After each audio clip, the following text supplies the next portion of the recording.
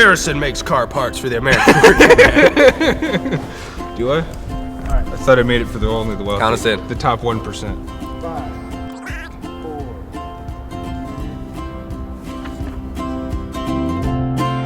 Between the lines. Hey there, Scouts Nation. Welcome to another episode of Between the Lines. I'm Harrison Lalone, and that's Stephen Kipp. Hey. So what do we got for us today, Stephen? All right. Well, in store, we got a couple new segments. We're going to start out with Crossfire, which is going to be our new segment that we do at the beginning, and it's going to be our discussion of Alma sports. And that'll take us right into our Take a Stand, where we're each going to make predictions for the upcoming Scott events.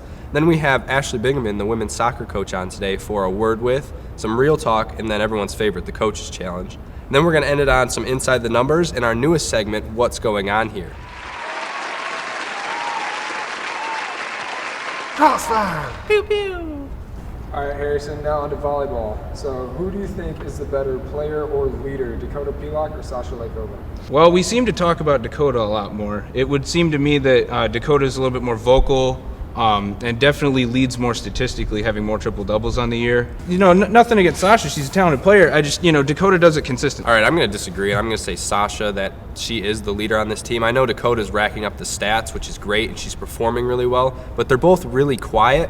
If you look at the volleyball team, who's always in the middle of it? I always see Sasha with, that group, that same group of volleyball girls that are always going around. I think that she's the glue in that team, and I think she's really underrated for all the assists and sets that she gets to help all of her other teammates look better.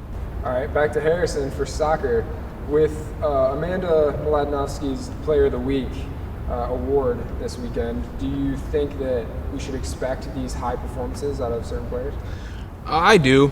We've had a lot of players of the week just all year, not just in soccer, but specifically to your question, I would say that there's more than one soccer player that can do this every week. Steven?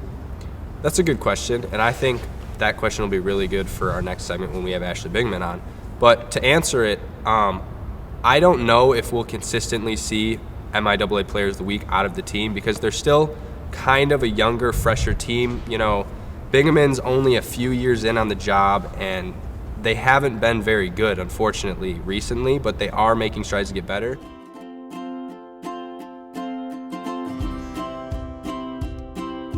Oh, your 30-second time has expired. I got more to say. We're gonna take a stand. No, we're gonna make predictions, and we're gonna make predictions And now for our second new segment of the day, Take a Stand, where Steven and I will each have predictions for the upcoming events at Alma College. So first off, we each have a prediction for men's soccer versus Trine.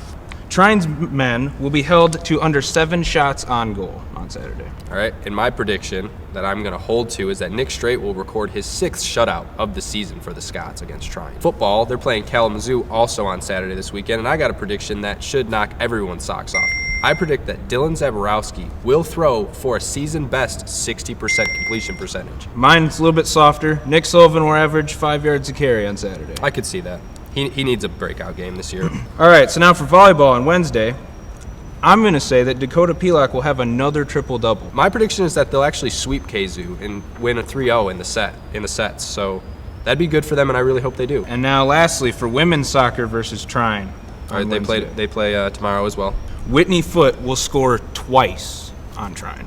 All right, again, she's going to get 2 more goals? 2 more. She had 2 last week, too, if you guys didn't know that. Mine is Kelsey Postema, the goalkeeper. I think she will only have to make 3 saves, or less than 3 saves. I do not think there will be a lot of pressure on the Scots, and Trine is not very good, and I expect to see that. Speaking of the women's soccer team, we have Ashley Bingaman coming in next. She's going to be awesome, and I can't wait to talk to her. So we'll see you on a word with Ashley Bingaman. All right, we're here with Coach Ashley Bingaman, women's soccer coach at Alma College. Thanks for coming on the show, Ashley. Thanks for having me. No problem. We're going to do a word with Ashley Bingaman now. Are you ready? Hope so. All right, first question. What is your favorite movie of all time? A League of Their Own. What is your biggest pet peeve? Just one. Disorganization. Who or what is the worst part of your job? I don't know. Maybe off season. Who would you rather not run into off campus? Coach Oakley or Coach Greg Pisconda? Not run into? Yes. Oh, Coach P. All right, and final question for our segment. Who is the most eligible bachelor out of all the coaching staff here at Alma College? I got to give it up for Adam Nycz. Thank you for your time on A Word with Ashley Bingaman. There you go. Wasn't quick enough, sorry. No, you're okay. Those were hard. Women's soccer, Yeah, soccer with women. I don't know. I have to be awkward to start. That's how we do this. Great. Just to start? Yeah, that's why the awkward part's always in the middle, because we do this part first. He's awkward the whole time. So we're still here with Coach Bingaman, and this time we'd like to get some real talk. So to start, what were your expectations coming into the season, and how have they changed at all? Coming into the season, being second year, returning a good group of veteran players and introducing some new ones, we wanted to finish that top 4 of the MIAA, give ourselves a shot at the conference championship. Knowing with the double round robin that it's a long season and building to try to get better. I think the big goal for me this year was finishing the first half of conference play, putting ourselves in a good position. You guys got a MIAA Player of the Week, Defensive Player of the Week, Amanda Mladinovsky. I had the pleasure of meeting her yesterday. Very nice girl. What was the mindset of putting her in, for her first? Amanda came up on a ball, got a shot off and got fouled basically as she was shooting it. And she was on ball and she stepped up, and if a player's on the ball and they're confident, I'm not going to pull them off. We've practiced set pieces with certain players on right side, left side, center, different distances, and know who's strong. But if they're feeling good, I'm never going to take that away. And so I kind of walked down by her and she looks at me and she's like, do you want me to hit it or cross it? And she's the tallest player on our team, so if she's not in the box, I don't know who she wants to cross to. And so I just said, just put it in frame, and she did. She did a heck of a job. So what are your expectations then coming into the match against Trine? Trine's going to be a hard game. Much improved team, organized defensively. They have a strong keeper. They have some fast. They have a lot of freshmen that have got some speed. We have to go and get 3 points. We have to play to win. We have to play to win for 90 minutes and not let down. That's the big thing, coming into it.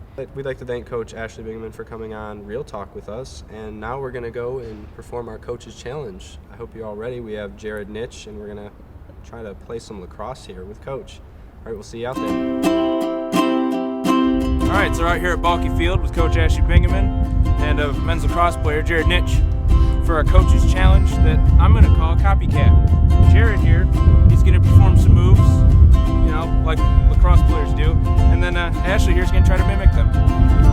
Let's go.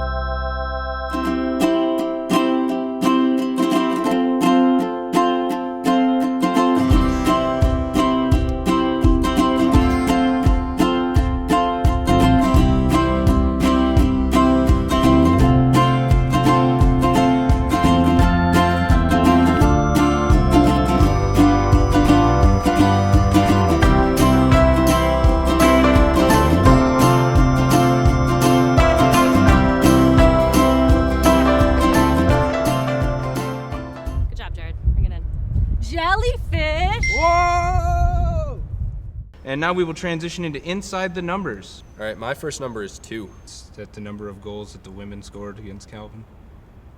It is, but more specifically, he got it correct, which is astounding. More specifically is the number of goals that Junior Whitney Foote had in the game against Calvin. The women's soccer team only scored 2, and she scored both of them. Next, 4. Is that the number of men on the men's cross-country team? No. They don't have many, do they? No, it's like 8. Oh, my not bad. 4. You have to have 5 to place, but that's okay. Well, they've never placed, so I wouldn't have known that. No, 4 is the number of goals that the men's soccer team have allowed in 9 matches. My second number is 77. Is that my football number when I used to play? That is your football number, but that is not what I picked. That was Alec Genter's score from the MIAA Jamboree over the weekend. Shot a 77. That's pretty good. Way to go, men's team. Stepping it up. All right, my next one, 5. Is 5 the number of women that have friend-zoned you in the last year?